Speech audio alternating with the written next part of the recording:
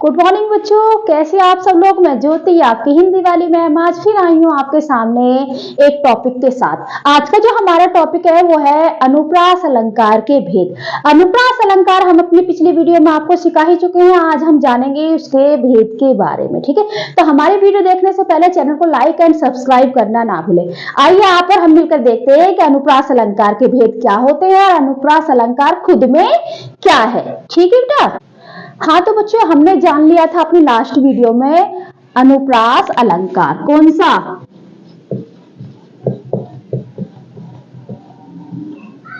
अनुप्रास अलंकार। ठीक है, अनुप्रास अलंकार क्या होता है? जब काव्य में किसी एक वर्ण की आवृत्ति एक से अधिक बार हो। ठीक है, जैसे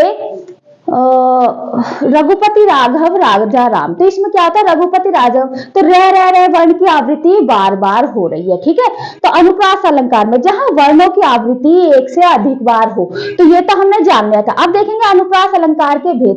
तो इसके 5 भेद है हमारे। 5 भेद कौन कौन से हैं देखते हैं। हमारा जो पहला भेद है वो है छेकानुप्रास। ठीक है, छेकानुप्रास।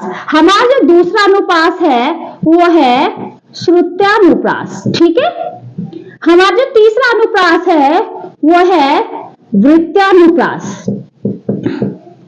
हमारा जो चौथा अनुप्रास है वो है अनंत्यानुप्रास। कौन सा है?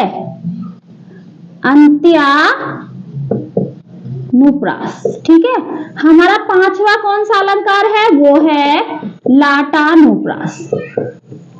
ठीक है, 5वां अलंकार है हमारा 1 2 3 4 5। हाँ, 5वां अनुप्रास है हमारा लाटानुप्रास। पहला अनुप्रास है हमारा छेकानुप्रास।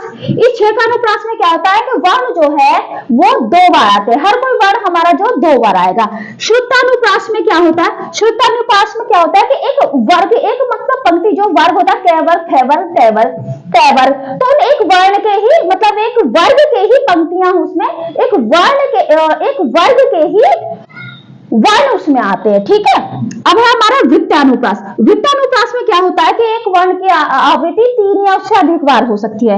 अनंत्यानुप्रास में क्या होता है? जो साहित्य, जब काव्य की जैसे एक दोहा हो तो उसके लास्ट के जो दोनों जो शब्द होंगे वो एक जैसे होंगे।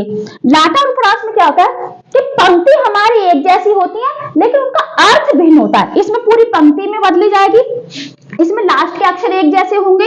इसमें वृत्तानुप्रास में कोई वर्ण है वो 3 से अधिक बार आएगा। इसमें हमारा आएगा लाटानुप्रास में छेकानुप्रास में हमारा जो वर्ण आएगा वो 2 बार आएगा। ठीक है, और श्रुतानुप्रास में हमारे सारे वर्ग आएंगे, जैसे कै वर्ग खे वर्ग तै वर्ग। तो आइए हमने इनके बारे में जान लिया, अब इनके बारे में हम विस्तार से जानते हैं अपनी वीडियो में। ठीक है बेटा, तो इतना हमने जान लिया। अब देखते हैं एक-एक करके इनके बारे में हम जानते हैं। ठीक है, हाँ तो बच्चों, हमारा पहला था छेकानुप्रास। छेकानुप्रास में हमने कहा था कि वर्ण की आवृत्ति 2 बार होती है। जैसे इसका उदाहरण है, नानी तेरी मोरनी को मोर ले गई। तो न की उदाहरण देखिए, न 2 बार है यहाँ पर, एक ये रहा। ठीक है, न 2 बार है, कहां पर है? एक ये रहा। ठीक है, और रे भी 2 बार है। ठीक है, कौन सा है रे? एक ये रहा और एक ये रहा। ठीक है, तो जहां पर हमारे वर्णों की आवृत्ति 2 बार हो वहां पर होता है हमारा छेकानुप्रास। काव्य में जहां पर वर्णों की आवृत्ति 2 बार हो वहां पर होता है हमारा छेकानुप्रास। और यहाँ पर ये दूसरा हमारा श्रुत्यानुप्रास, जहां पर एक ही वर्ग के वर्ण आए। ठीक है, जैसे कंकन किंकिन नुपुर धुनी धुनी, यहाँ पर कै वर्ग के सारे आ रहे हैं। देखिए कै। ठीक है, यहाँ पर है दिनांत था दे तिन नाथ डूबते, यहाँ तय वर्ग के आ रहे, देखिए दैन है। यहाँ पर है सधेनु आते गृह ग्वाल बालते, यहाँ भी तय वर्ग। ठीक है, मोस्टली यहाँ पर क्या होता है? हमारे तय वर्ग के ही सारे वर्ण आते हैं। जहां पर पंक्ति में तय वर्ग के सारे वर्ण आए वहां पर होता है हमारा श्रुत्यानुप्रास।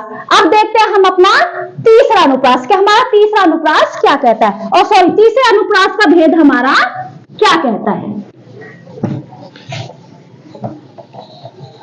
तो हमारा जो तीसरा अनुप्रास है, तीसरा अनुप्रास है हमारा वित्तानुप्रास। ठीक है, वित्तानुप्रास में क्या होता है, जहां पर पंक्ति में वर्णों की आवृत्ति अनेक बार होती है, जहां पर पंक्ति में वर्णों की आवृत्ति अनेक बार हो, 3 बार हो या उससे अधिक हो, वहां पर होता है वित्तानुप्रास। इसके बहुत सारे उदाहरण है, जैसे रघुपति राघव राजा राम। तीसरा है चंदू के चाचा ने चंदू की चाची को चांदी की चम्मच से चटनी चढ़ाई। तो यहाँ पर देखो हमने कहा है यहाँ पर कि पंक्ति में, ये पूरी हमारी पंक्ति हो गई, वर्णों की आवृत्ति अनेक बार होती है। कितनी बार होती है? अनेक बार, 3 से अधिक, 2 से अधिक, 3 से अधिक। जैसे च च च च च च च, तो यहाँ पर च की आवृत्ति कितनी हो रही है? अनेक बार हो रही है ना, तो यहाँ पर हो जाएगा हमारा वित्तानुप्रास। अब हम अपना चौथा वाला देखते हैं। चौथा है अनंतानुप्रास। अनंत जैसे कि नाम से ही हमें हरे हुआ कि अंत में, यहाँ पर हमें अंत में देखना पड़ेगा कि पंक्ति के अंत में क्या है। जहां पंक्ति में अंतिम अक्षरों में समानता हो। इससे क्या होगा, जब पंक्ति जैसे दोहा ले लो आप, तो 2 लाइनों का होता है, तो मतलब 2 पंक्ति होगी, तो इसमें क्या होता है, इनके जो अंतिम अक्षर होते हैं उनमें समानता होती है। ठीक है, कैसे? रहीमन पानी राखी है बिन पानी सा सुन, पानी गए ना उबरे मोती मानस चून। ठीक है, सुन चून खीना भीना, तो मतलब पंक्ति के लास्ट में। अब आप कहोगे तो 99% तो ऐसे ही होता है। तो हाँ हमारा बेटा, जो हमारा ये अनुप्रास अलंकार होता है, हमारे काव्य में ज्यादातर ऐसा नहीं होता कि काव्य में एक ही अलंकार का प्रयोग होता है ना, अनेक अलंकार का प्रयोग होता है। तो यहाँ पर हमारी ये वाला प्रयोग सबसे ज्यादा देखने को मिलता है। कौन सा वाला? अनंतानुप्रास। ठीक है, अब देखते हैं हमारा पांचवा है हमारा लाटा अनुप्रास। लाटा अनुप्रास में क्या होता है कि हमारी पंक्ति तो एक जैसी रहती है, लेकिन उनके अर्थ में भिन्नता होती है। ठीक है, यहाँ पर हमने वर्णों के बारे में जाना, यहाँ भी हमारा पंक्ति के बारे में जानेगा। और जो पांचवा हमारा लाटा अनुप्रास है, वहां भी हम पंक्ति के बारे में ही जानेंगे। पांचवा देखते हैं, हमारा पांचवा क्या है? लाटा अनुप्रास। तो अब देखते हैं हमारा पांचवा और लास्ट भेद अनुप्रास अलंकार का। पांचवा हमारा है लाटा अनुप्रास। लाटा अनुप्रास में जैसे मैंने आपको पहले भी कहा था कि यहाँ पर पंक्ति कुछ भिन्नता लिए हुए होंगी, एक जैसे होंगे, लेकिन उनके अर्थ अनेक होगा, अर्थ में भिन्नता होगी। पंक्ति एक जैसी, अर्थ में भिन्नता। देखते हैं जैसे इसका उदाहरण, जहां पर पंक्ति में समानता हो पर अर्थ में भिन्नता हो। रोको मत जाने दो, रोको मत जाने दो। एक का मतलब क्या है कि रोक लो, इन्हें नहीं जाने दो। एक का मतलब क्या है कि रोको मत जाने दो। देखो पंक्ति एक जैसी है, लेकिन अर्थ में भिन्नता है। पूत कपूत का धन संचय, पूत सपूत का धन संचय। देखो पंक्ति एक जैसी है, लेकिन अर्थ एक है। पूत कपूत, अगर पूत आपका कपूत है तो उसके लिए क्या धन संचना? धन संचय मतलब धन इकट्ठा करना। पूत सपूत, अगर पूत सपूत है तो क्या धन संचना? अगर पूत आपका कपूत है तो कितना भी जोड़ लो सबको उड़ा देगा। अगर पूत आपका सपूत है तो कितना भी मत जोड़ो, वो खुद जोड़ लेगा। ठीक है, तो यहाँ पर क्या हुआ है, पंक्ति एक जैसी है, लेकिन इनके अर्थ में भिन्नता देखने को मिलती है। तो यहाँ पर हमारा क्या होता है, अनुप्रास अलंकार के जो हमने 5 भेद देखे हैं वो यहाँ पर खत्म होते हैं। आपको यहाँ पर कोई परेशानी हो, कोई दिक्कत हो, तो आप हमें कमेंट बॉक्स में कमेंट कर सकते हैं। ठीक है, और हमारे चैनल को लाइक एंड सब्सक्राइब करना ना भूलें। ठीक है बच्चों, आज के लिए बस इतना ही। कल फिर हम हाजिर होंगे आपके सामने एक नए टॉपिक, एक नए विषय के साथ। ओके बच्चा, टेक केयर।